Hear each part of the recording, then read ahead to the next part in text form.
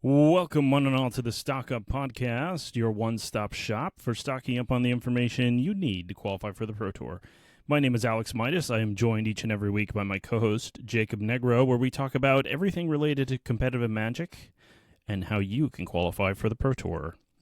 If you'd like to support us, the best way to do so is over on patreon.com/stockuppodcast. At the moment, we have one tier that's $1 a month, and for that, you get access to all of our exclusive content. For all of our patrons who have supported us thus far, on behalf of Jacob and I would like to thank you very much. And if you'd like to follow us also over on YouTube, that would be much appreciated. Of course, you can also listen to us on Spotify, Apple Podcasts, or wherever you listen to podcasts. So thanks for listening, and please enjoy the rest of the podcast.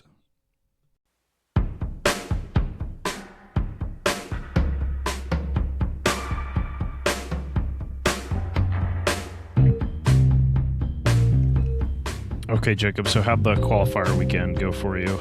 Almost really good, but not Almost, damn. Yeah, so Boy, that's the rub with those, isn't it? yeah, so honestly, I was off by a weekend when I thought it even was. I thought it was the weekend before, and I gave up on playing it because I had my baby shower that weekend. So I was too focused on that, and then I discovered on Friday that the play-in was up, and I had play-in points, and it took me 3 tries to play in. And I had like a really broken 5-color deck with the last Ronin, which I think is the best like mythic in the set. It's like similar to the Rise of Sozin, like it's destroy all creatures and more. Right. And then my pool on day 1, I actually didn't think was that great. It was kind of just it was a black-white kind of mid-rangey, not really ninja deck that went all the way up to 8 mana for the Flash Shark that ETBs and destroys 3 creatures. And then and actually when I started the event, I didn't even main deck it, but I kept boarding it in, and eventually I main decked it. And then on day 2, I went 7-2 with that deck, so that was nice. And on day 2, I opened what I thought was a much better black-white deck with Sally Pride, which I think has the highest win rate on 17 lands for draft, at least. Maybe not as good as the last Ronin and Sealed or something. And it's very aggressive with 2 Dream Beavers and 2 of the sneak make 3/1/1s. So I thought I was just going to be kind of low to the ground and curve out, and I liked my removal, and I started 3-0, and then I just played against, so I was 1 win away from the invite, and I just lost the last 2. I thought both my opponent's decks were completely absurd, so I don't really think it was much of an issue with how I built my deck, but kind of sour in the end. Yeah, that's rough. What that means is I'm qualified for day 2 of the historic qualifier weekend in April, which now it is April, and it's not even a full month away. It's actually, I think, the 12th is that Sunday that I'm qualified for, so it's pretty soon. So I've been starting to look at historic, and these events are so interesting because I think when you're on day 2 of these events, if you get 2 wins or 3 wins, you want 4 wins. Obviously 4 is what qualifies you for the Arena Championship, but if you get 2 or 3, you qualify for day 2 of next month. So you can going 2-2 is not that weird, It's not going to happen every time, but it's just kind of interesting because you could keep chaining day 2s. Yeah. It's also weird, I guess, because I feel like day 1 is where you get a lot of the gems. Like, they gave me 20,000 gems after I clicked claim on day 1, and I feel like I don't get those gems on day 1. But I do get free entry or whatever, so I guess that's fine. Yeah, I mean, that's always nice to have the free entry. It doesn't matter too. Well, free entry to day. Wait, so is it free entry into the event or free entry into day 2? Is what you're saying? I'm just qualified for day 2. It's like I got 7 wins on day 1 already. Oh, that's kind of crazy. Yeah. Okay. So I am preparing for historic to play at most 5 matches of historic. That matter a lot, and no more than that, really. Interesting. Yeah. Do you think that changes what you're going to play at all? I do. Yeah. I just kind of think, in my experience in these constructed events, day 2 it's really just the top decks in the format or things aimed to beat them. Mm-hmm. And so far in historic, I've seen a lot of different stuff on ladder, but I do think there's kind of some clear top decks, which we'll get into. But I could definitely believe I could also run into people that are trying to beat them. So I'm actually trying to explore beating them myself so I can understand what other strategies people might show up with, or if I should show up one of those myself. Yeah. I haven't played a ton of Historic. I feel like I have some catching up to do. It actually seems like it's really cool, especially now that they've done some of the bans and some of the cards that they've released and whatnot. But I actually think it's a pretty popular format for people who like the treat MTG Arena as a video game crowd. I know some folks who used to play Magic that basically don't anymore, and they still keep up with Historic on Arena. And some of them, I'm not even sure they play top decks. They just kind of play whatever's in their collection, sort of deal. Yeah. And so I could imagine day one of that event would maybe get some of those people, but then day two, Yeah, you it could still be have a to lot play different. into the event, so it won't be, I think, just things from your collection, but it might be some of the more fringe decks or stuff like that. Yeah, well, a lot of those people will like they'll build like mono black, and they'll just play that all the time, that sort of thing. Yeah. Even if it's like a tier three deck or whatever it Yeah, is. that makes sense. Yeah. So yeah, pretty cool format. The bans that happened most recently changed it up quite a bit. I mean, they had Yeah. already nerfed a lot of like energy cards, but then they've fully gone after energy here by hitting a Johnny as well. So they banned Yeah, a so Johnny Nick out of Pariah. Boros Energy is basically completely dead. For reference, Johnny is banned, but also these are things that are hard to see if you're new to the format. Guide of Souls requires 4 energy to give 2 counters. It's nerfed. This doesn't all happen here. These are nerfs that have already happened to Boros Energy, but now they've also banned Ajani and did not revert these nerfs. Galvanic Discharge only gives you 2 energy. And Ocelot Pride just costs 2 mana. Just costs a Yeah. whole extra mana. So, and Lightning Bolt's banned. So, there's a lot of differences from the modern deck. Even if Amped Raptor is legal, you could play with Luris too in this format. But just the actual things that make Boros Energy good, I think, the Guide Pride thing is just really not there. So there's not really a point in playing specifically that deck. Yeah, and I mean them banning a Johnny and not even just nerfing it tells me that they're kind of done with that deck for this format. Yeah, and it's in so many other formats, and I think that's fair. Hmm. We do still have Flage, and we don't have Uro, so that's similar to modern. Yeah, so for reference, these bans really align with what I thought was going on in the format the last time I played this format, which I believe was November. And that was the unfortunate time where daylight savings happened and they messed up their timing. So I missed day 2 to what I believe is no fault of my own, basically, because the window was 2 hours off and you only have 2 hours to sign up. So Yeah, if you kinda woke up at ridiculous. a time that made sense, you were late. Um, Anyways, I played Eldrazi that weekend, and we see Eldrazi Temple is banned now. I also played a crop rotation, but the crop rotation ban is aimed at Lotus Field combo. Well, I was kind of wondering about that. Yeah, it's just one of the better ways to get Lotus Field into play, especially because what they were doing is playing Consign the Memory and Stifle and stifling the trigger. People I tested with for that event, actually, their Lotus Field build was pretty cool. It did have the Underworld Breach combo and like a Wish for Breach and stuff to kill. But because they're kind of like mulliganing aggressively for either crop rotation or Lotus Field, and then trying to stifle the trigger with one of their 8 stifles, you get this kind of like ability. That's 4 mana on turn 2, basically, even though it's tapped. But then what they did is they just played a bunch of Cryptic Commands and One Rings, because you're just kind of like ramping into them. And those cards, Cryptic Command, and it's kind of a fog, and One Ring is also kind of a fog. So they kind of play well with the deck. The One Ring in this format is also nerfed. It's the same as what you know and love, except it costs 1 to activate. So it's 1 tap activate. So if you play it on exactly 4 mana, you don't get to activate it right away. What do you think of that card with that particular nerf? I think it might still be playable in some decks, but it's not as ubiquitous as it was when it was like legal and modern. Mm-hmm. I think there's actually a deck I'll talk about today that I'm kind of interested in and I've played it. I've always thought of the One Ring, even in modern, as a lot better in big mana strategies, which I considered that Lotus Field deck to kind of be too. So that made sense because it's just like, it's like Harmonize that fogs, and that's something you kind of want to do when you're ramping. Right. Yeah, that makes Um, sense. I, what the journey I'm going to start on is by seeing if I can build a decent control deck for this format.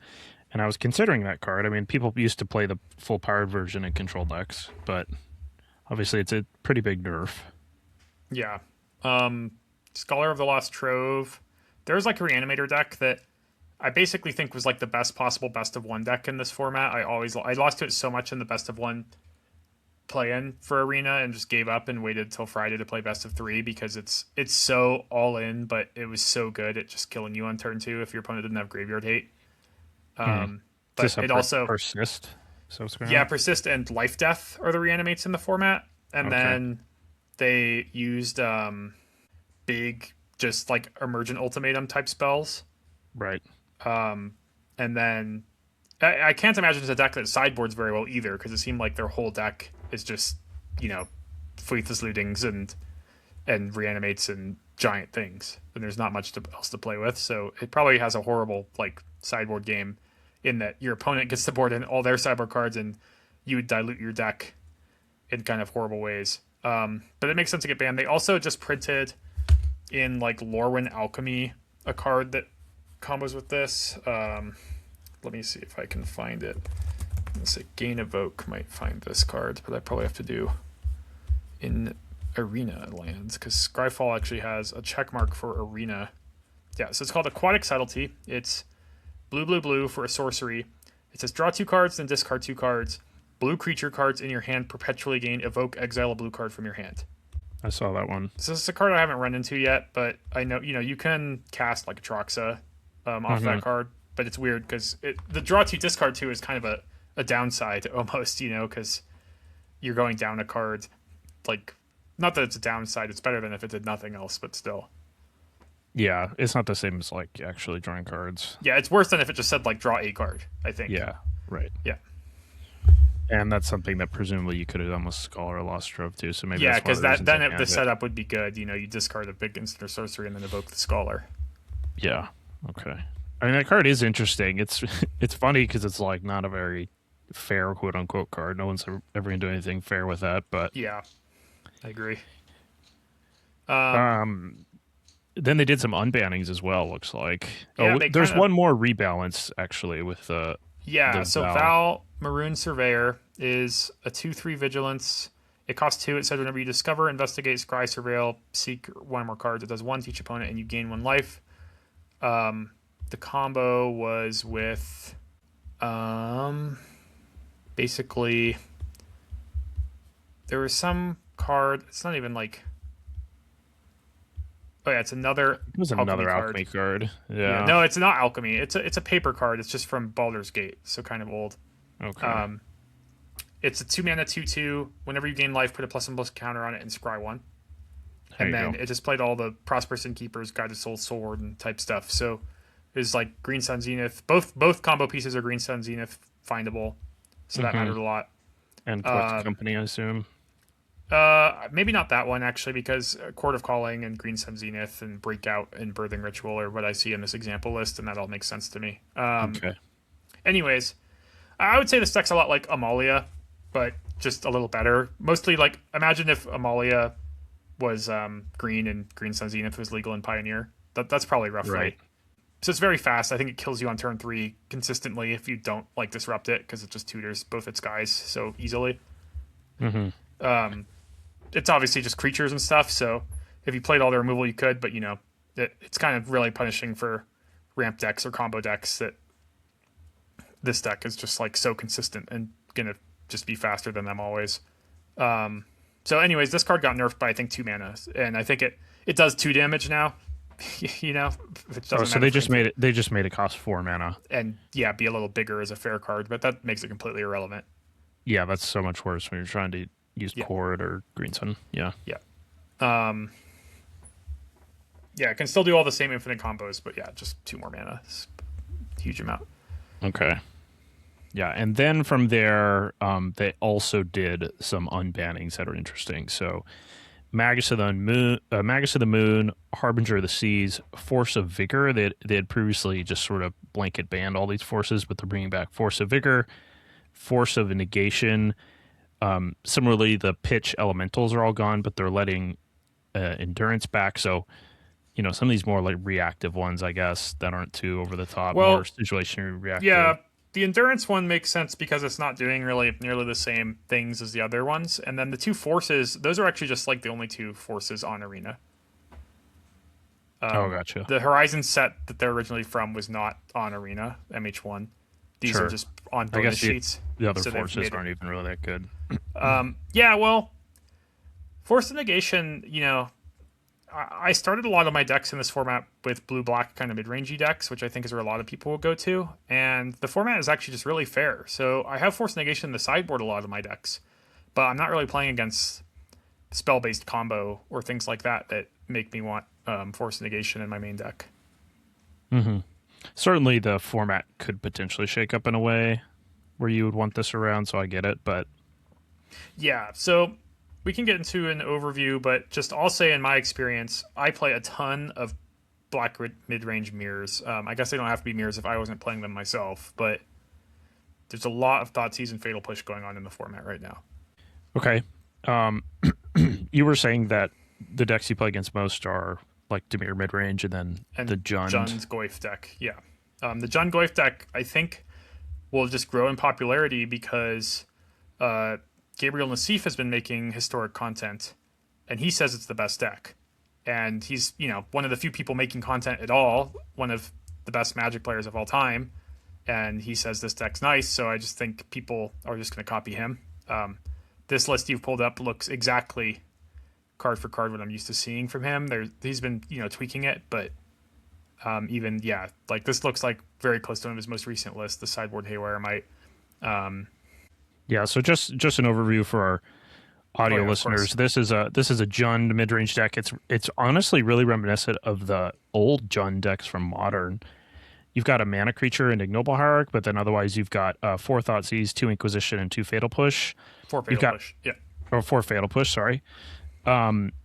As 2 drops, you got some one ofs like I assume this is Abrupt Decay, and you've got Fear of Missing Out in Cruxa, but then you've got 4 Malevolent Rumble. This sort of where you're to fill the yard because you're using Jarsoul, Dark Age Scion is your 3 drop. This is a 3-mana 3/3 with starting intensity 1, an alchemy mechanic where basically the card, whatever zone it is, it has this marker on it that it's intensity, and the card says at the beginning of combat on your turn, you may cast a spell with mana value equal to its intensity from your graveyard, and if you do, you increase its intensity by 1. So you fill your graveyard with Malevolent Rumble. Right away when you play it, you can cast a discard spell, that's why there's so many, or a Fatal Push, Or even Ignoble Hierarch. It's not restricted to like non-creature spells. exactly. There's a lot of notable things about this card. So first of all, I think Intensity is one of the better arena mechanics. It's pretty, I think, easy to understand. It's kind of like counters, but it just tracks on the card itself because it can. And even if it dies and you somehow returned it from your graveyard to your hand or battlefield, it'll still remember its intensity. Yeah, it sounds a little weird to explain, but it plays pretty intuitively when you're playing. This card does not target cards in your graveyard. So like if you just had 2 Thoughtseizes in your graveyard and your opponent had to like Cling to Dust, they can't stop themselves from getting Thoughtseized. That's notable. It also does not exile the cards from your graveyard. So if you like play this, Thoughtseize your opponent, they untap, kill your Jarsoul. You can untap and play Jarsoul and use the same Thoughtseize on them again. And yeah, also it doesn't gain intensity unless you actually cast a spell with the ability. So you have to actually go up the chain, like 1, 2, 3, and then maybe even 4. Usually it's just like 1 and then 2 a lot of the time before the game's kind of completely over if you've made it that far. Right. So that's a huge component, a big card advantage engine of the deck, and then it also has these 8 Goifs. I assume these were what, from a Modern Horizon set, right? These are from a Goif-based commander deck, and they've made them themselves onto Arena. Yeah, they're both Cube All-Stars, Pyrogoif. I'd mentioned the Cube episode in All-Star. This is 3 in a red for Tarmogoyf. It does that thing where it has power and toughness equal to the number of types in all graveyards. But whenever it or another Lahorgoyf enters under your control, it does damage equal to its power to any target.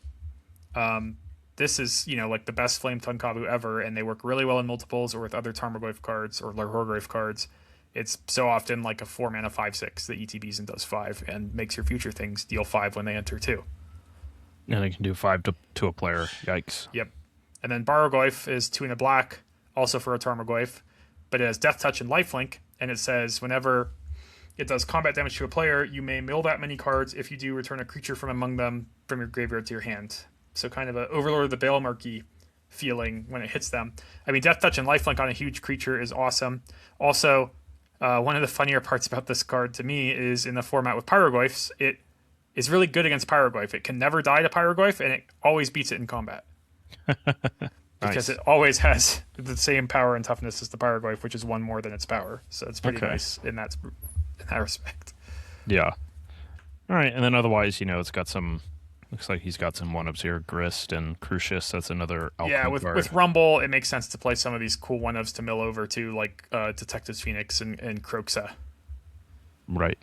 And then a Jund mana base. So, obviously, there's no fetch lands in Historic other than Prismatic Vista. It looks like people have adopted that. Do you think that's because of the Magus-y coming off? No, I think it's because of Fatal Push. All these black decks you'll see running Vistas to kind of enable Revolt, which actually it is interesting because these Bargoyfs and Pyrogoyfs are not easy to hit with Fatal Push. You do have to kind of set them up at times. It's not as easy as it would be in Modern. Right. But you still have Rumble, Token, and Vista. Yeah, or another deck. There's some blue-black decks we'll get to, but like Tameo Clues, that's another good one. Sure. Okay, so Fatal Push looking really good in this format, mostly because of the other colors. Their 1 mana or 0 mana removal is just kind of not as great at the moment. Yeah. Red, doesn't have Lightning Bolt, doesn't really have Galvanic Discharge.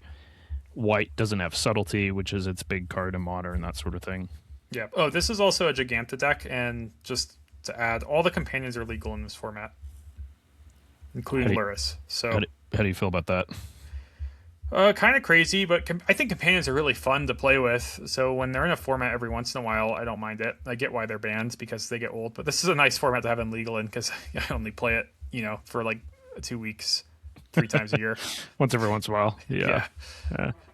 I do kind of want to play more of this format. I feel like it would be fun. Yeah, it's got this thing going on where like there's not that much good data around it, so you can kind of get a lot of margin if you're good at deck building, that sort of thing.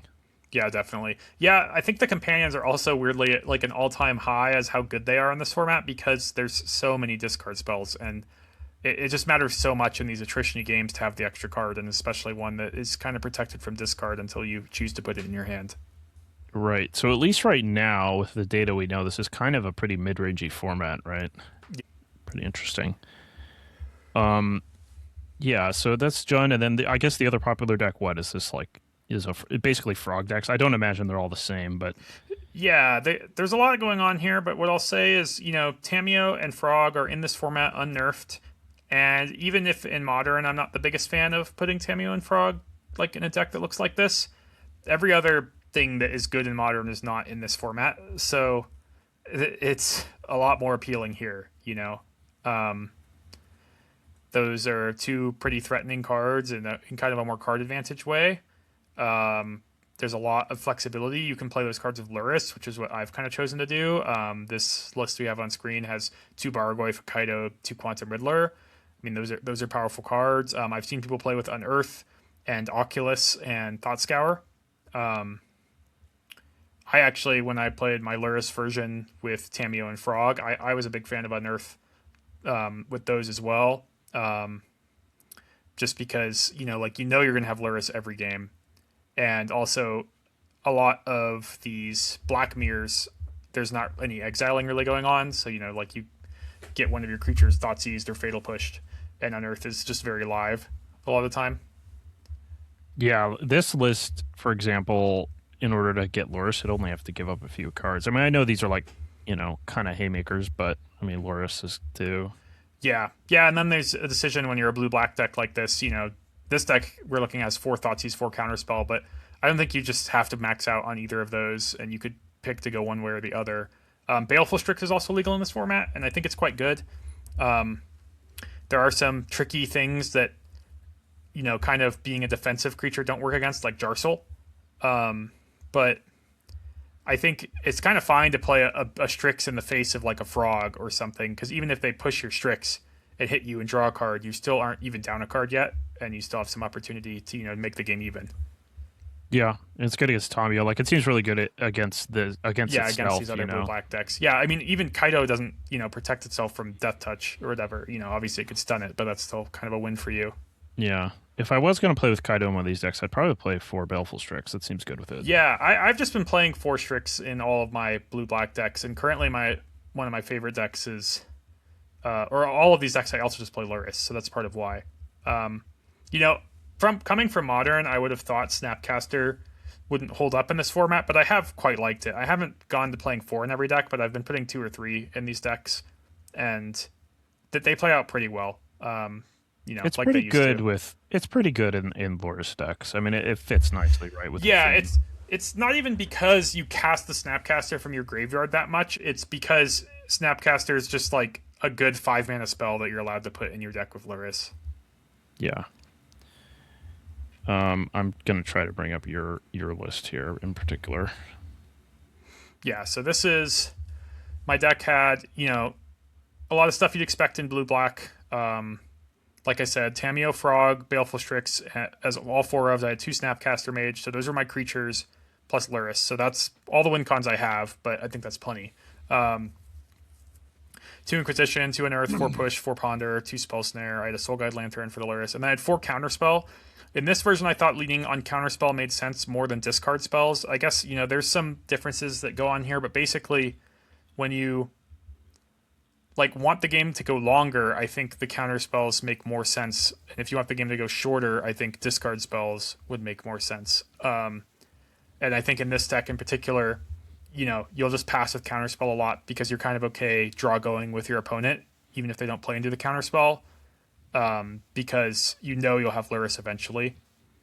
I'm also, I have 2 Lorien Revealed and 4 Ponder in a couple of these decks, as well as 4 Vista.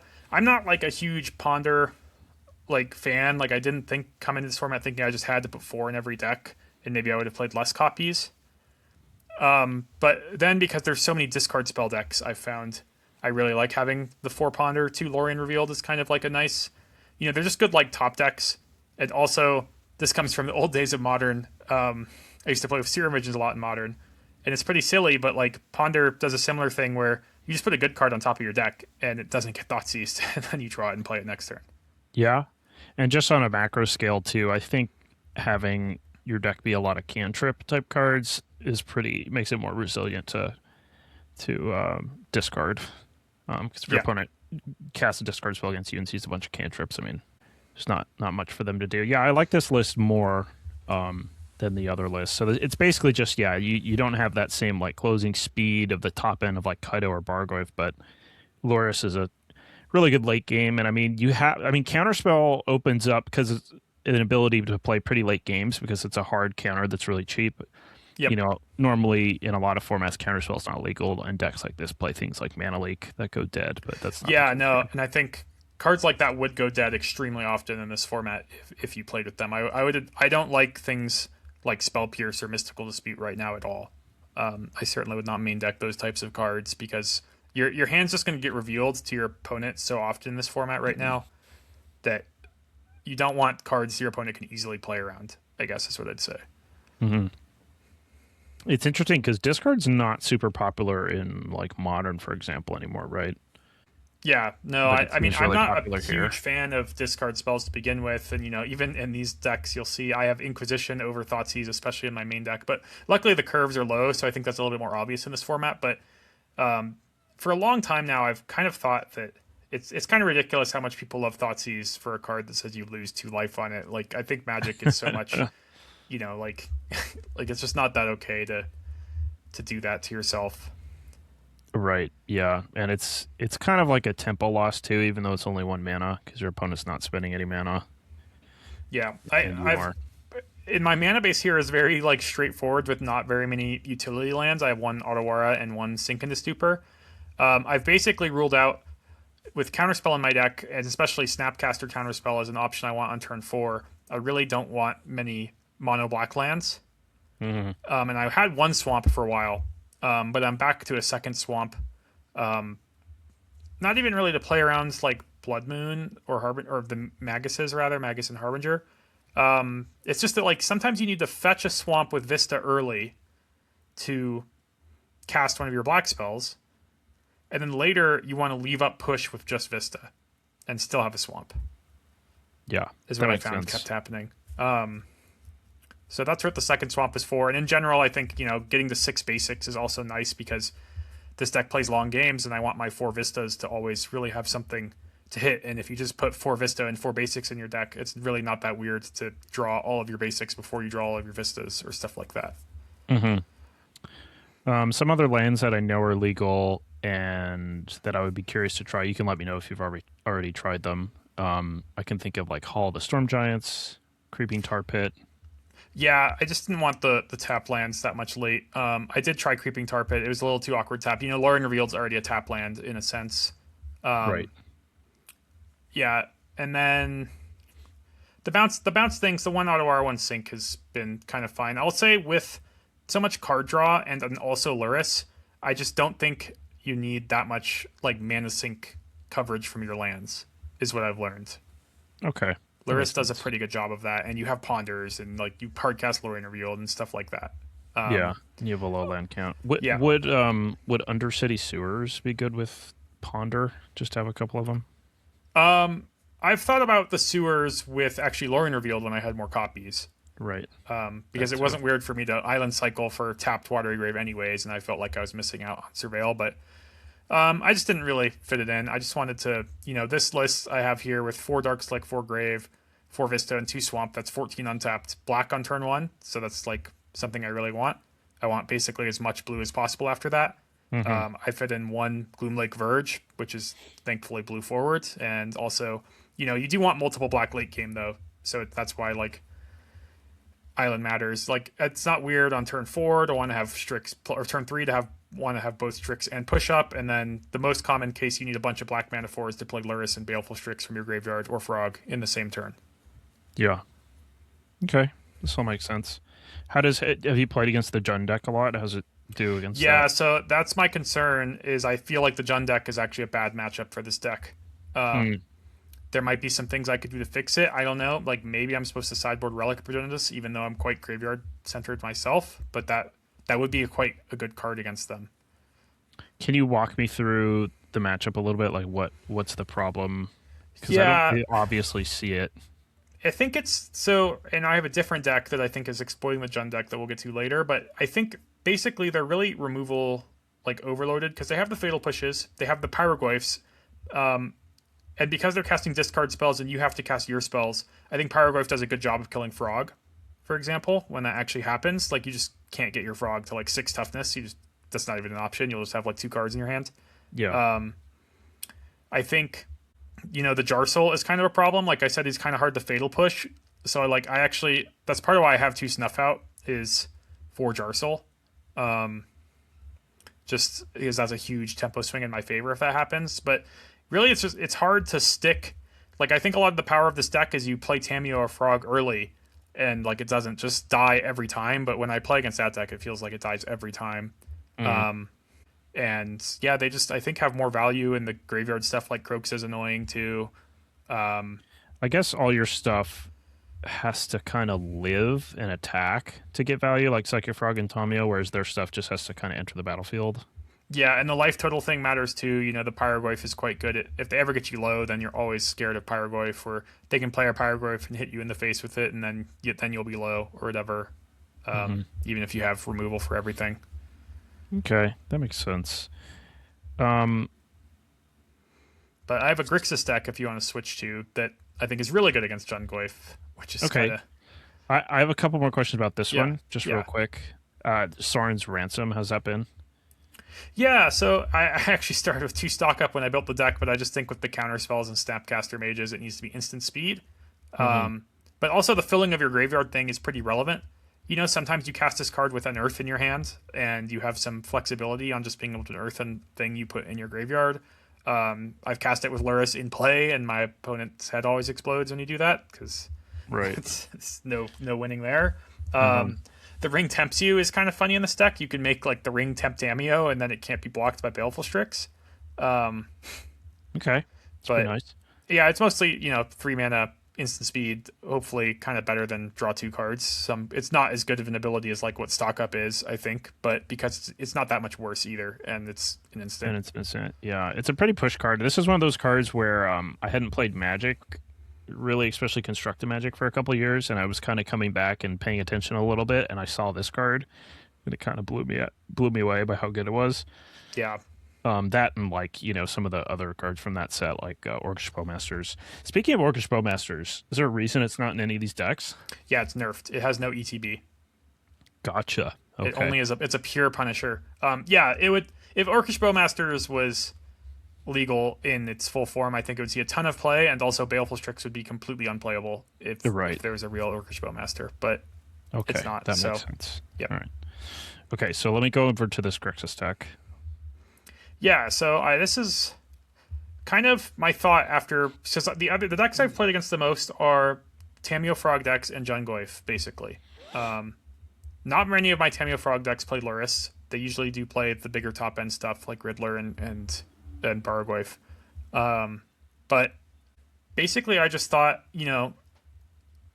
it's a good time to go over the top of the format. So what I've been looking at recently, it basically, you think you're at this mid-range war. How do you break the mid-range war? It's kind of awkward when it's black mid-range with discard spells and sometimes counter spells to play like a combo deck, because they're just really good at breaking apart the pieces of a combo deck. So in my mind, like what you have to do if you want to kind of bully this format is go over the top of them and play something bigger than them. And particularly in my position, being qualified for exactly day 2 of this event, I'm looking at stuff like that, like I mentioned earlier. So this is kind of a pure Grixis control deck, pretty reminiscent of some old modern decks or even legacy decks. My creatures are just 3 Snapcaster Mage and 4 Baleful Strix, and my Lurrus and my 2 Creeping Tar Pit. So those are my only win cons. I suppose I also have 1 Grave Expectations. This is a pretty unique alchemy card. It's a single black for an instant. It's choose 1. You can either exile 3 cards, up to 3 cards from a graveyard, and you gain 3 life, or you can heist target opponent's library. When you heist in Magic on Arena, it shows you 3 random non-land cards from your opponent's deck, and you pick one of them, and you take it face down in exile, and you can spend any color to cast it. Pretty powerful effect. There was like a heist deck in Alchemy, and then it was kind of like overpowered. I think they ended up having to nerf it. Yeah, this is a kind of sidetrack, but really funny story from the Timeless Arena Championship that happened last December. There was a feature match. I don't remember who it was, but they were playing against Ray Zhang, CFT Sock, who I've mentioned a lot on the podcast. And Ray was playing like a show and tell deck. Okay. And I guess they had discard spells, if I'm remembering correctly. And so they discard spelled their opponent, and their hand had like something their hand had like both grief and like multiple reanimates or something. So it's just like something they couldn't break up in that regard. But they also had surgical, and Ray had show and tell in hand. So everybody was just saying like take the surgical, because otherwise you're gonna get your show and tell surgicaled, and you can't ever put anything into play. The deck has Atraxa and Omniscience is the type of style it was. And I think Ray took like Chrome Mox to slow them down or something, which I thought didn't make sense for the plan, but they chose to not take the surgical, which I thought made a lot of sense because their deck can eventually hardcast Atraxa, and they had copies of this Grave Expectations card in their deck post-board, and they did almost win the game with their opponent's grief. And the point was kind of to bait their opponent into just like going down a card, surgicaling the show and tell was kind of the idea here. Right.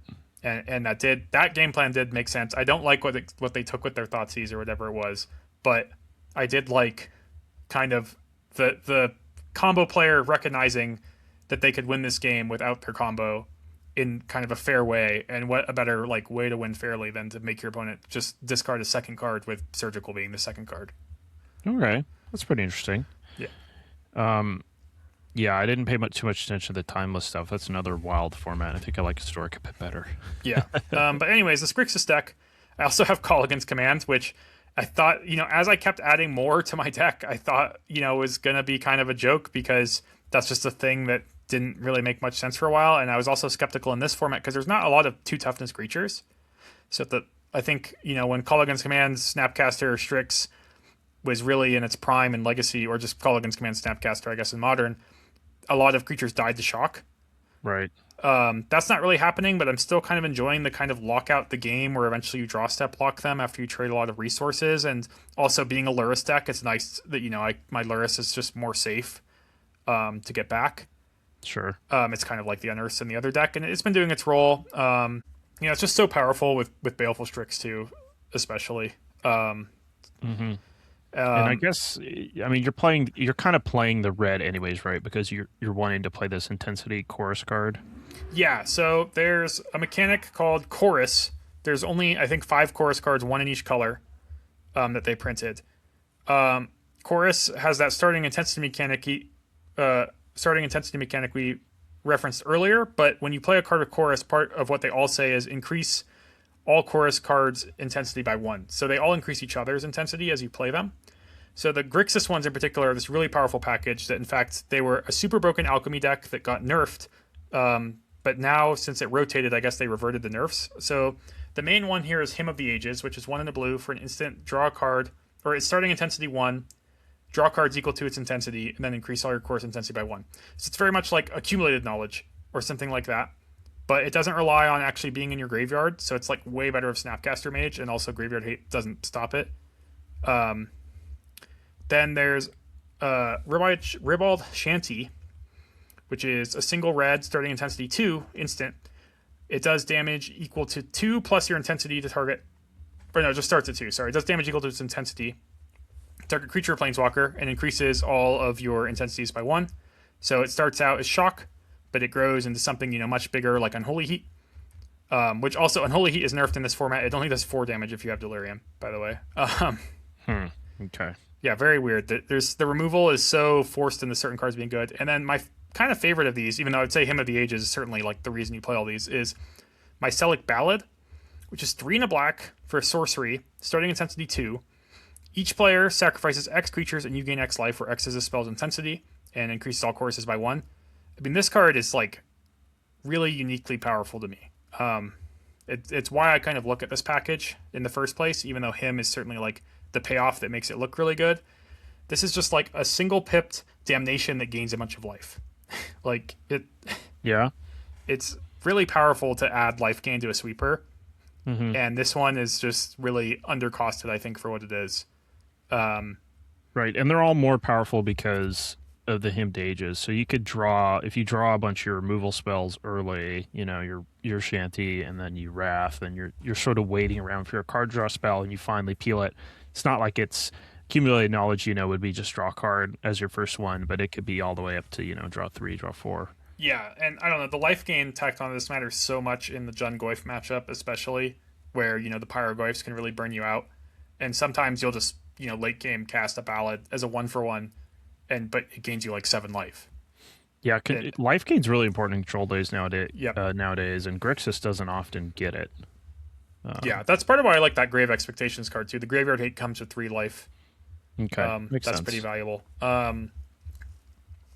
Yeah, some other things. So I have a Dress Down, which kind of also is a little Lurrus lock thing, where every end step you could cast Dress Down, which can be useful against mostly creature based. Like I've played against Mono Green Devotion as an example, where they have like the Cavaliers and stuff, and they don't really interact with you. Yeah, pretty good against Jund. Yeah, no, and that makes the Goyfs into zeros. So that's kind of a nice thing. I will say, having played this deck a good amount now, it's the deck I've played the most.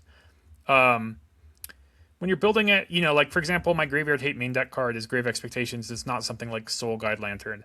And I just don't think you should care that much about what your Lurrus can do.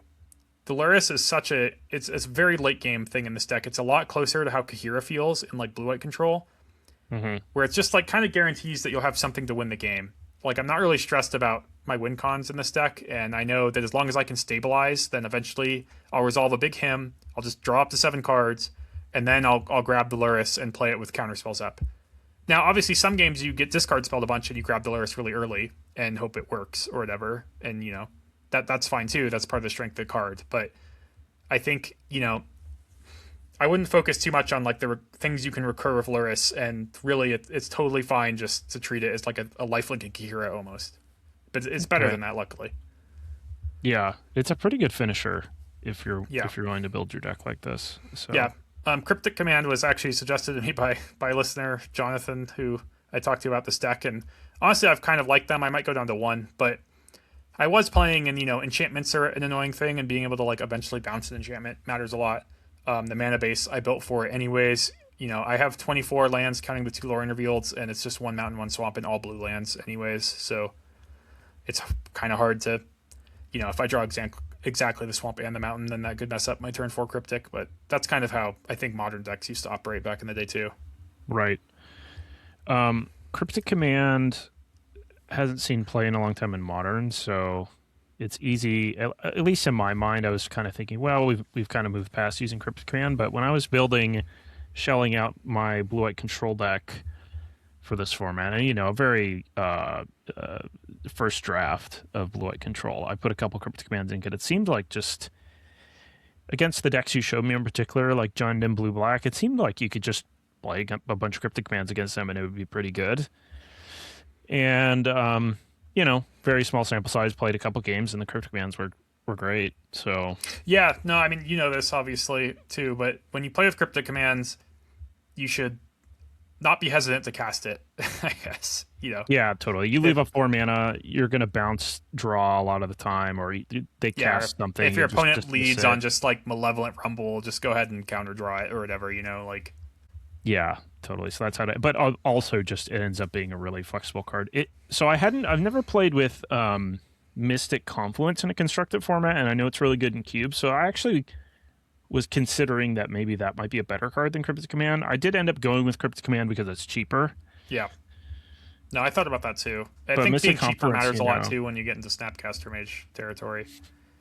Sure. And, I didn't actually have Snapcaster Mage in my bullet control deck, but I think I might at some point try some Mystic Confluence. That's, basically, it's kind of like the 5 mana Cryptic Command, where it's 3 blue, and then you choose, like, what is it, like a mode, but you can choose it up to 3 times, and it's like mana leak, draw a card, and bounce a permanent. Yeah. So it can be really powerful. But yeah. And then, so as far as sideboards go in this format in general, I'm a little still lost myself figuring it out because there's so much like different things going on. But as far as this deck goes, I'll say, I'm putting a lot of things that would make sense for decks that don't have creatures, because I might need to board out a bunch of removal because my deck's really removal heavy. I've been encountering more decks that aren't creature focused, but the vast majority of decks I play against, like I'd say by now 19 out of 20 decks I've played against are creature based decks where my removal is actually pretty good.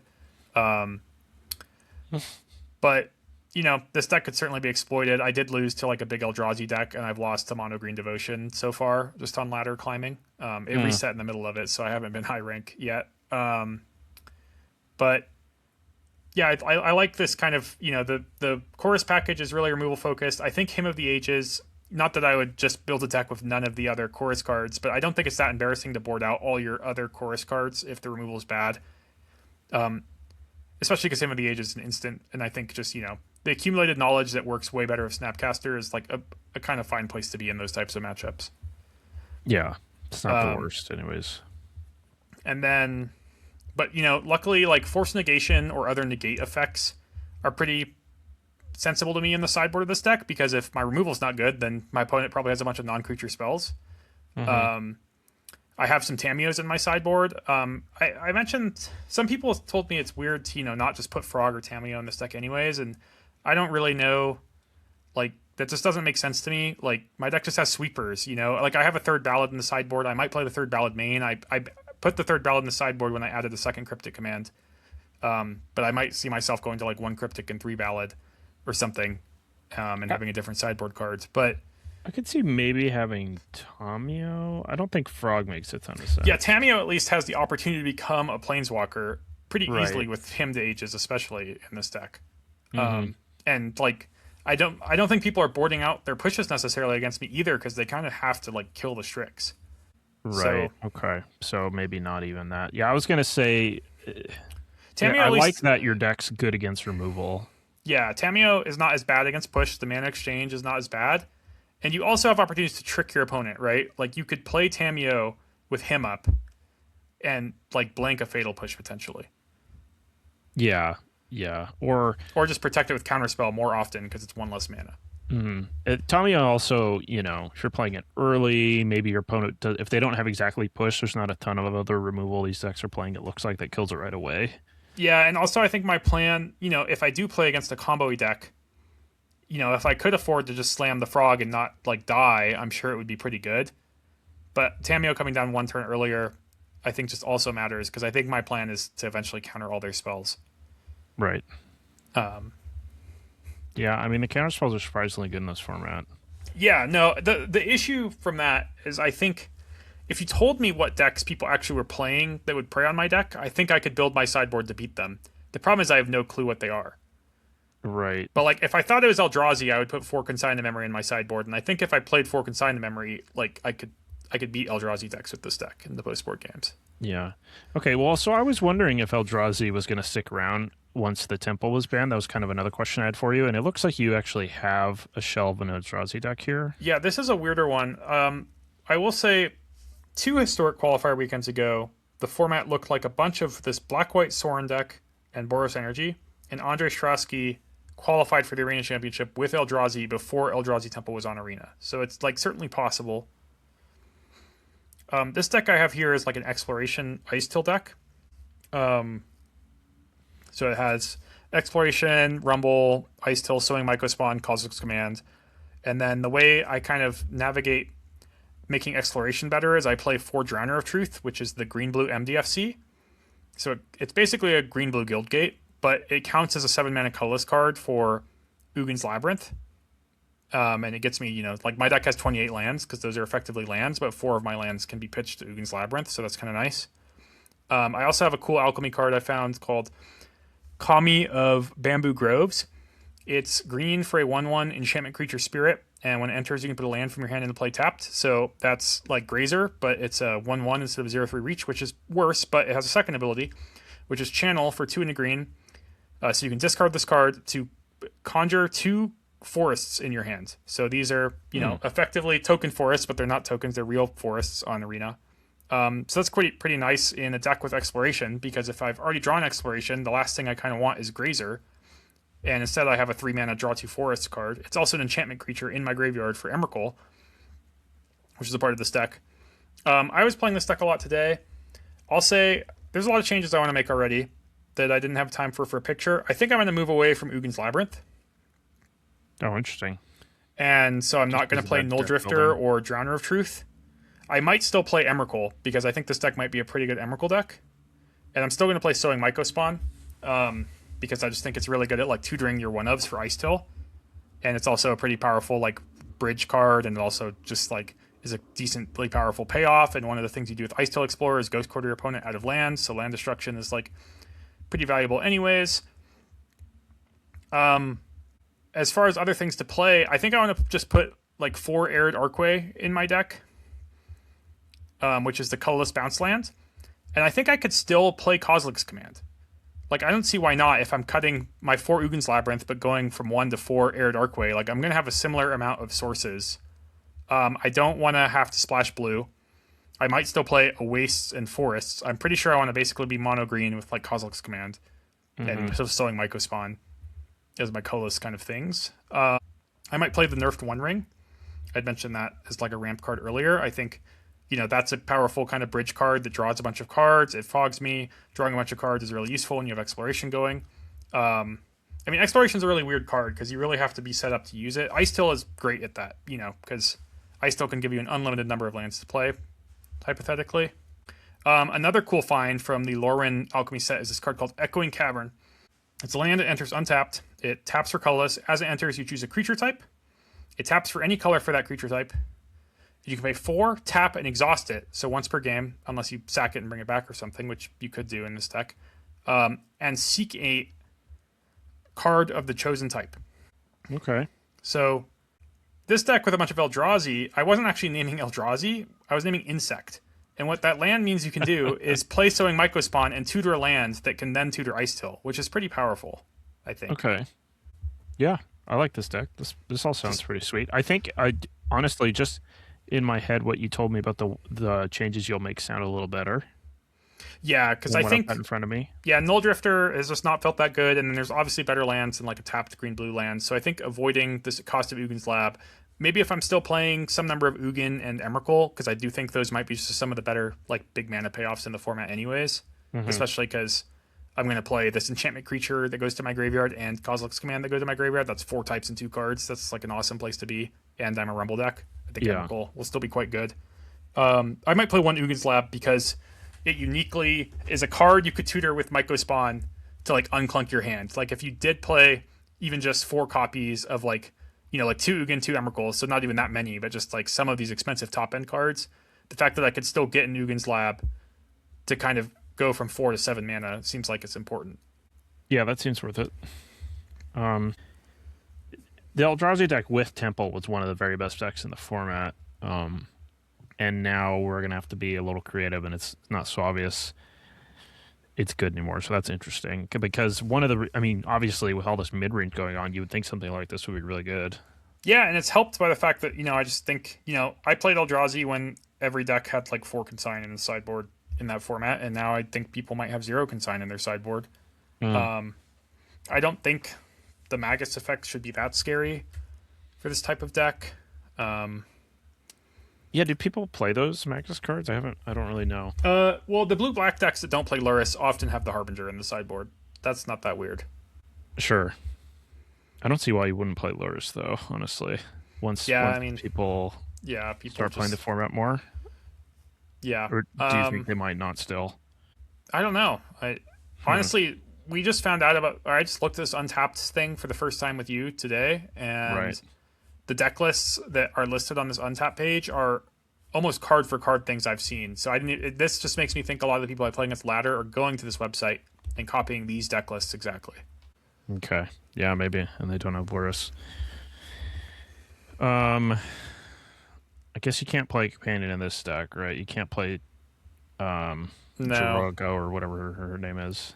no, because I still Explorer I is like still better than right. Exploration. Even there's no way It's I the would key card. remove that from Yeah. my deck, and I like Kozilek's Command still, and I think I can just play it anyways. Okay. Kozilek's Command is nice because it's just like interaction that's still like a ramp spell. It matters a big deal. Like this deck can easily hit Psychic's Frog. I mean, Exploration is also unique. It's not really a card you see much in Magic, but like when you play Exploration on one, you just can have 4 mana on turn two, and something like playing 4 Arid Archway would make that happen way more too. Yeah. I mean, I like all this idea. I'm down to try it too. And yeah, I think you just want card draw, and I'm not sure there's something better than the One Ring. Even though if you play the One Ring on turn two, you won't be able to activate it. But that's not really what I want to do compared to having Kozilek's Command. If I already have Kozilek's Command, Ice Tilt, and Sowing Myco Spawn, I don't really mind pretending that my One Ring's like a 5-drop. Sure. Yeah.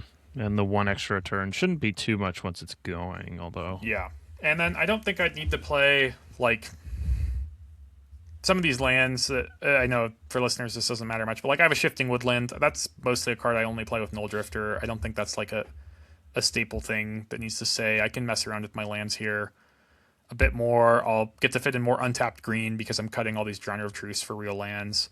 Um, I'll get to maybe splash a color for sideboard cards still. I didn't mention this when we were talking about the Grixis deck sideboards, but there's an affinity deck in this format, and they play a bunch of artifact lands, and Meltdown's legal, and I just think Meltdown's one of the stronger sideboard cards you could have in this format.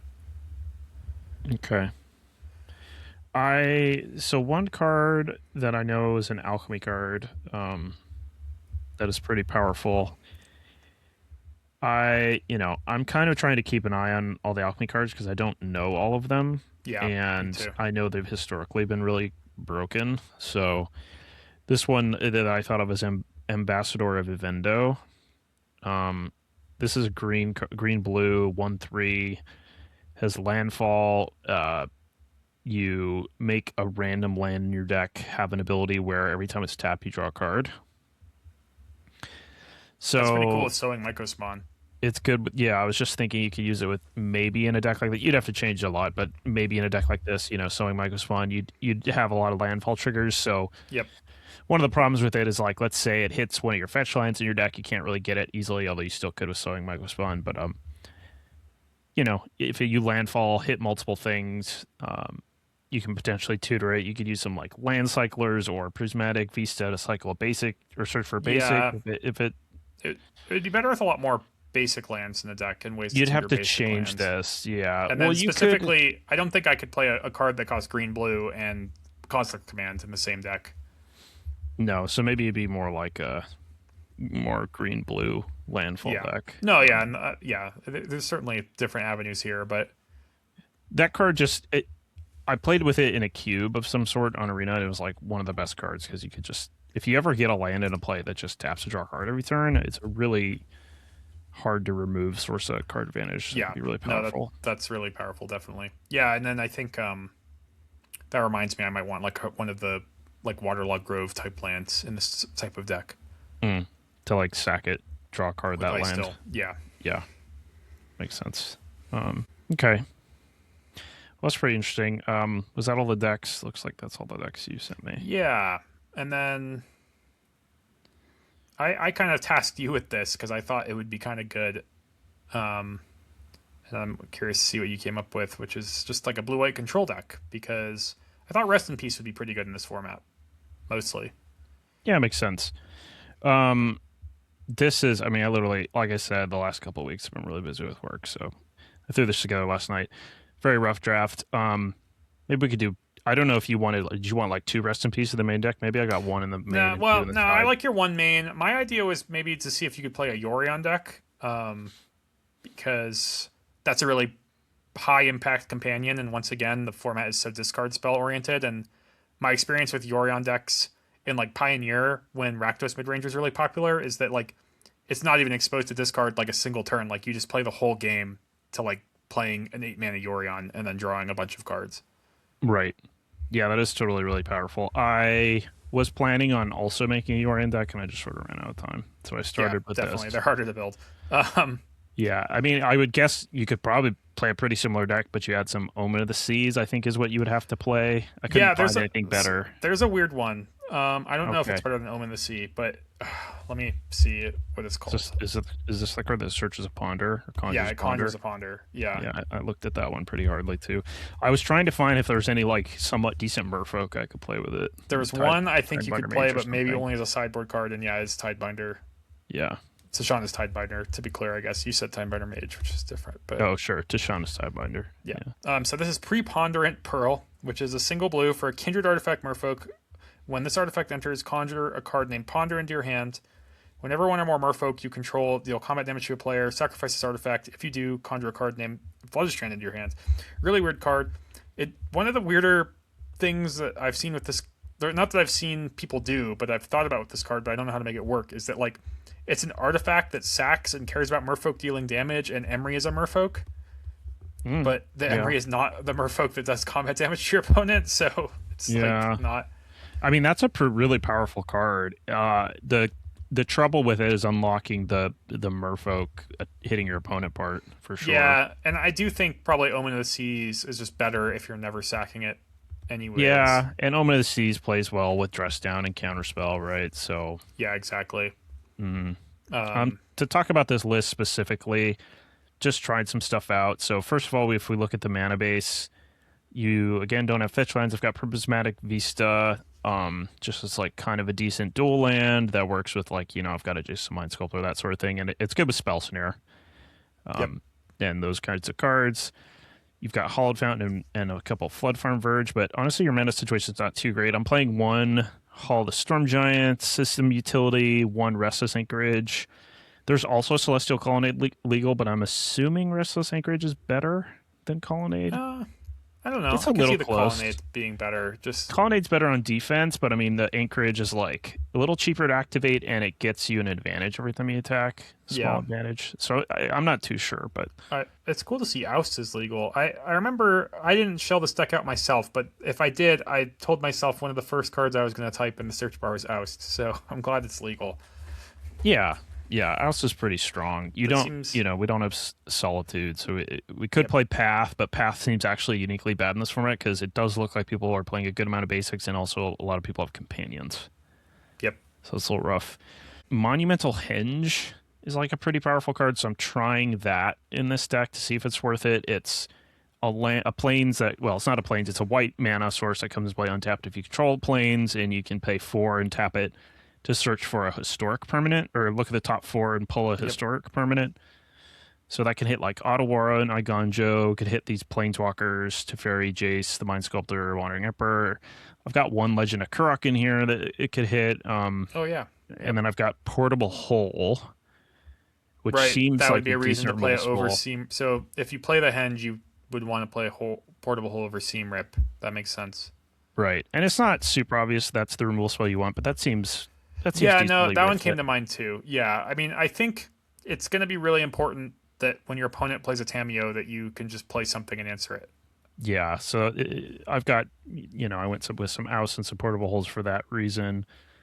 Also got like a Miser's Get Lost. March of Otherworldly Light is another like pretty decent white removal spell. It was really good Hmm. in Standard. It's an instant. People still play it in Pioneer. It exiles almost any permanent, so it's very flexible. It's a little bit inefficient, but you can give yourself a little bit of card disadvantage, pitch some cards to it to make it more efficient, and use it on one mana on like a key turn or something. Yep. I Nice. Yeah. I do have a glut of 4 drop, so I'm gonna try Talisman of Progress. It ramps into the 4 drops, and also I've got a lot of 1 drops, so in theory on turn 2 I could play that plus a 1 drop. And yeah, other than that, 4 Dress Down is something I saw Gab Nassif doing in modern Blight control decks some time ago. I can't really remember how long ago. And it's just pretty nice. Like it's a card that cycles, and it's nice to have some cheap cyclers to like hit your land drops and that sort of thing. And it works well with Supreme Verdict. Yeah. No, I mean, I don't know if I'd play four, but it's a card that makes sense in this archetype. Totally. I'd say in modern, it's a lot better. Like Urza's Saga is a big reason why. Gotcha. It seemed good against the Jund decks. I don't know. That's Yeah, I mean, stopping the Goyfs is a big deal in cycling. You still need to do something else to them after this happens. but I like forgot to it's mention decent it. against mana creatures and Jarsel. It like slows them down and gives you time Yeah, to wrath, that sort of thing. I'd forgotten to mention one of the nicer parts about it in the Grixis deck is you play it in response to your opponent's Jarsel or Pyrogoyf, and then it sacks at end of turn, and you have Revolted Push. Okay. Yeah, that makes sense. I played 2 matches with this deck. One against a blue red prowess deck, and one against the Jund deck. And Dress Down was kind of nice against both because it was nice against a prowess deck because they would play like a haste creature with prowess, and I Yeah, could play a Dress Down to kind of shut that down and then untap and use Oust, Portable Hole, Verdict, that sort of thing. that makes sense. Yeah, especially with, yeah, you have all your best removal spells are like 1 mana sorceries. So Hmm. And then I just don't know what the best card advantage / win condition is, so I've just got a mix of everything. I assume Consult's probably I okay. think, yeah, I'd probably start this deck with 4 Consult still. I Okay. think it's probably the better one in all of Magic still right now. Okay, that's good to know. I mean, I've got some Lorien Revealed. I've got like a Jason Mind Sculptor and a Legend of Kurok because those Yeah, can double as win conditions. But maybe those could be consults. Yeah, yeah. this is a very unfinished list, but this is just some of the stuff I was thinking about for Blue White. I think like the Wandering Emperor. Wandering Emperor is a pretty powerful card in my mind.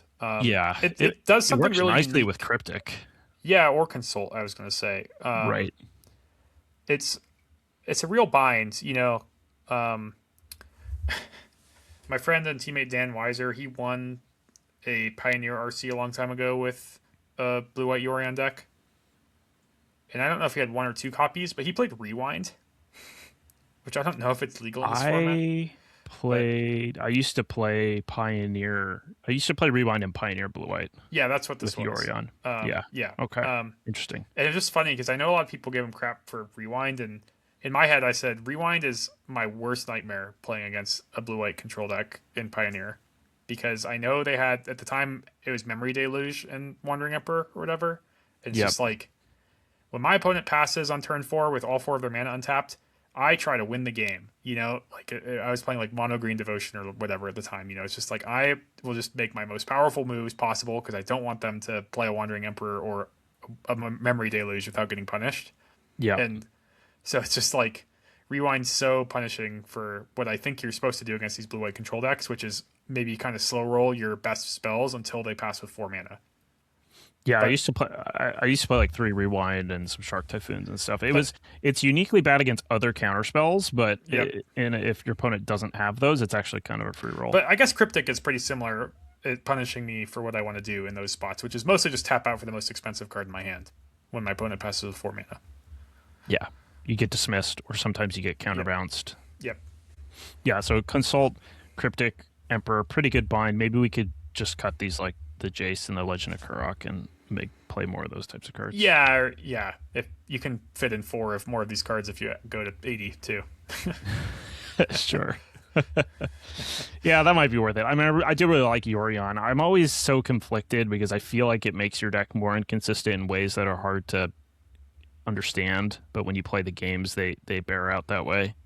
Yeah, it's a weird card, but I'm kind of just a believer in it. Notably, Wandering Emperor is a pretty decent card with Yorion too, right?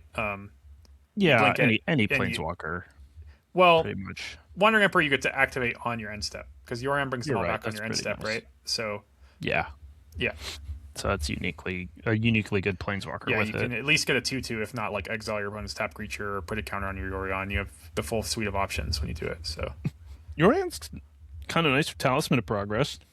yeah, I mean it might be harder to fit in if you're doing the Omen of the Sea thing. I actually checked if Arkham's Astrolabe was legal in this format, but it's just not on Arena. But Right.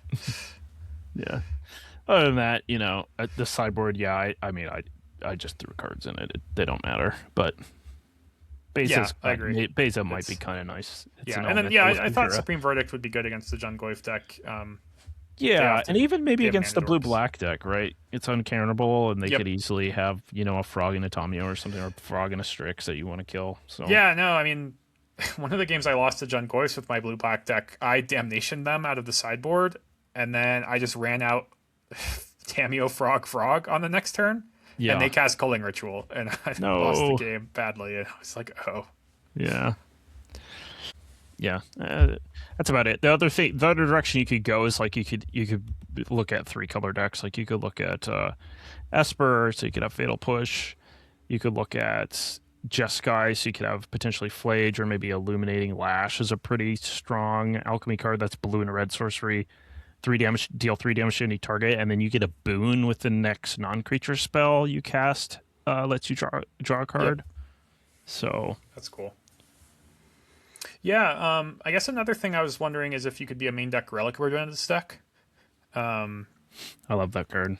It's pretty good against all the Goyfs and against Snapcasters and stuff like that too. And You it's could not- maybe play more than just one. Rest in peace. You could play like 3 or 4 relics. Yeah, and then my friend said he played against a Ketramos deck, and that makes total sense to me as a home that you could just put 4 relics into.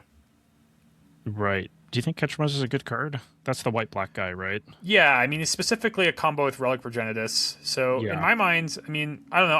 I'd maybe give it a try. Maybe I'll see if I can play with something like that this week, because I always thought the issue with him in Modern is that sometimes Relic Progenitus is not good, and that's like a big deal with that card, I think. But if Relic's just an actively good card I want to be main decking, then that's a good place to go to. Also, you could play Yorion Ketramos. I think those Sure. things could make sense. I mean, you can fit in like the Felia Overlord of the Baelmerg package or something. It's pretty scary to play a like controlling deck that's non-blue in a format with a lot of Eternal formats when they have lots of combo decks and stuff, but it's not clear to me there's a lot of those decks in this sort of format. Yeah, I mean, what's weird is the crop rotation deck doesn't have to or the ban doesn't have to kill what Lotus Field combo can do. Like, so to be clear, like they have Lotus Field, they have a card better than Thespian Stage. Actually, they have Deserted Temple. So they don't you can basically play Deserted Temple and the turn you untap with just 1 Lotus Field, and it's worth so much more mana. And then they do the Pour Over Pages, Hidden Strings thing. They have Underworld Breach is legal. So they just play like a 3-1 split of Underworld Breach, and they play some Wishes as their win con, and they do the thing that you used to do in Pioneer, which is wish for Tome Scour after you get a Breach into play.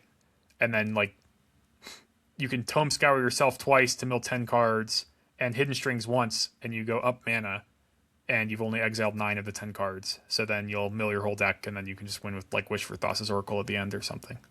Okay. So I mean that's still like, but like that's an example of a deck where I feel like Forced Negation being unbanned is a huge deal and super punishing for you, and also even Magus and Harbinger. So those Yeah, are even things. if that stuff is just in the people's sideboards, it could still matter a lot. I think we're pretty much wrapped up, right? Yeah, the one last deck I want to talk We about, hit which I don't have everything. a list for, is Affinity. Okay. It looks pretty powerful. It has this card, this arena card called Drix. Let's see if I can find it. Drix Interlacer. It's a 1-mana artifact. It has starting intensity 0. Whenever another artifact you control enters, this artifact intensifies by 1. Tap, sack this artifact, draw X cards, where X is half this artifact's intensity, rounded down, activate only as a sorcery. Yeah, the Affinity deck just, has Emeries, has these, has artifact lands. It does not have Mox Opal. It does have Mox Amber. It has the Pinnacle. I think the lists I've seen that make the most sense to me have Weapons Manufacturing and Arcbound Ravager, which, I think sees a little bit of play in Modern, but it makes, it's just what you have to do in this format because your choices for artifacts are different, basically. And yeah, the Interlacer is just really good at drawing a million cards, and when you recur with Emery, it remembers its intensity. Yeah, that's pretty nice. I like that. Is it But you can see the mana base is where like I really want Meltdown, right? Because they don't have as many good 0-mana artifacts, but what they do have is Seed of Synod and Great Furnace. These Krangs are horrible. I watched Nassif play a list with Krang. This deck's so good at drawing cards. You just don't need Krang. Like, you just don't even have 4 less cards in your hand, is what's confusing to me about this card. Oh, wild. Okay. Is Thoughtcast legal? Yeah, I think this deck would be a pretty good candidate for Thoughtcast. You also, Instead I think, of should Krang. consider fitting in even more zeros, which I mostly mean Tormod's Crypt. Is there anything else at 0? There's No, not these are the Bauble, best huh? 12. Those are certainly the best 12, looking at them. Okay. And I mean, luckily, it's cool is like Seed of Synod and Great Furnace don't exactly work with everything in your deck, but they do work. Seed of Synod is like the best card ever with Emery, and that's not a thing you have in Modern. Welcome, one and all, to the Stock Up Podcast, your one-stop shop for stocking up on the information you need to qualify for the Pro Tour. My name is Alex Midas. I am joined each and every week by my co-host, Jacob Negro, where we talk about everything related to competitive Magic and how you can qualify for the Pro Tour. If you'd like to support us, the best way to do so is over on patreon.com/stockuppodcast. At the moment, we have one tier that's $1 a month, and for that, you get access to all of our exclusive content. For all of our patrons who have supported us thus far, on behalf of Jacob and I would like to thank you very much. And if you'd like to follow us also over on YouTube, that would be much appreciated. Of course, you can also listen to us on Spotify, Apple Podcasts, or wherever you listen to podcasts. So thanks for listening, and please enjoy the rest of the podcast. Mm-hmm. Is Mishra's Bauble banned or just not legal? We can save that for the sign off. Okay. All right. Interesting. All right. So Affinity may be a good deck. There's tons of things I don't know about. We're gonna have to try. Yeah. Yeah, I wouldn't mind doing another episode on Historic once we've learned some more. Yeah, or I depending on I the think. next, Yeah, so qualifier goes or whatever. I never know, and my life might change on a dime with a baby. But Sure. my plan is to keep just spending my Magic time on Historic for the most part, and then maybe I can catch people up on a more focused list what I actually like in this format next week. Yeah, that'd be nice. And there's nothing obvious coming up, and that's important until Strixhaven, anyways. So Yeah, that'll work because the full spoiler will come out the Friday after that episode. yeah. Okay. Cool. All right. Well, let us know what you all think of Historic, if you like it or if you want us to cover it. Like I said, I actually think it's a decently popular format. Maybe not with the audience we've crafted right now. Our audience might be more like us, where they're more focused on paper things. But I would think videos like this might do well on YouTube, that sort of thing. Yeah, I've also learned Maybe the not next them. full-on arena championship is Historic. So there's That's pretty interesting. going to be more Yeah. high-level players looking at it, I think. Yeah, and I do think these arena events are like pretty good value to be playing. I still need to feel like I need to be playing in them more often. I couldn't play these ones this weekend because of work, but Yeah. No, I'll keep saying it's an RC you can play from your home once a month in my mind. Yeah, it's super nice. So Yeah. it does require you to be up on some other odd formats And like historic, yeah, but or up on wild cards potentially too. sure, yeah. Well, I'll tell you what, if you play a handful of arena directs, you grind them on the weekends, you'll really get your wild card count Yeah, up. I've been doing a nice job of that. Yeah. Okay. Well, thanks for listening, folks, and we'll see you next time.